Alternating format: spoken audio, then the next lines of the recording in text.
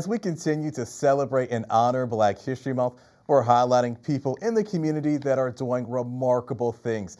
Today's story, we want to shine the light on a Crossland High School senior who is making an incredible impact in and out of the classroom. When you travel to Crossland High School, you may run into Amari Barnes. The 18-year-old is quite active. He's the student member of the State Board of Education. He also founded a nonprofit called Barnes and Scott Youth at Law. The organization teaches youth about the legal system. I asked him what motivates him. For me, it is just the feeling of impacting people in a meaningful way. Just being able to go to sleep at night and know that today I inspired someone to do something. Omari was also one of 2 students from the state of Maryland to be selected to serve as a Maryland delegate for the U.S. Senate Youth Program in March. There, he'll have the opportunity to meet with federal leaders and learn more about how our government operates. I'll have the opportunity to participate. There's also an accompanying $10,000 scholarship as a part of the program that, of course, I'm really excited for as a senior who's looking for scholarships, and college is right around the corner for me. And while Omari has had a lot of success, things weren't always easy growing up. His mom had him when she was just 16. Omari and his 2 sisters almost ended up in foster care. But his great-grandmother, Elizabeth Barnes, told the judge that wasn't happening. Omari, for the most part, had lived here most of his life anyway. So I said, no, I'll take them. And he said, all 3 of them? And lo and behold, I said yes. And while their finances were tight, Elizabeth did her part to make sure Omari got to the library so he could foster a love for reading. She noticed as a young boy there was something different about him. I would take him to the children's section and I would say, you pick out what you want to read. And he would always get these books, and he would finish the books before I was, within the week.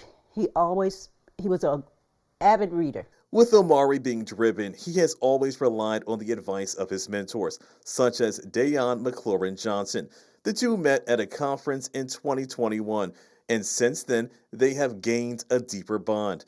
Johnson has always been impressed with his ability to advocate for people who normally don't have a voice. He's incredibly talented, gifted, but has a uncanny sense of understanding how policy works and how do you get legislators to move specific initiatives. With Omari being so active, Johnson has challenged him to know when to also focus on his mental health.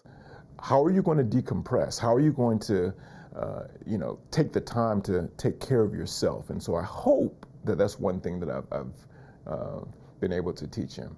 As he prepares to participate in the U.S. Senate Youth Program, State Board of Education President Dr. Joshua Michael is honored Omari will be representing the state of Maryland on a national level. His values are one that we share in Maryland, that of taking care of other people, of working exceptionally hard, and of really valuing everyone's voice at the table. I know he's going to be an amazing representative for us. And Omari is hoping to inspire others to let them know no matter what obstacles you're facing, you can overcome them. When they see a peer doing it, it helps. That matters. To just know that, no matter where you started, ultimately you determine where you finish. I love that soundbite right there. And once Omari graduates from high school, he wants to study political science or public policy in college. He ultimately wants to go to law school to study constitutional law, and I have no doubt in my mind he will be a successful lawyer. Wow, that was such a great story, Jonathan. Really filled me up there.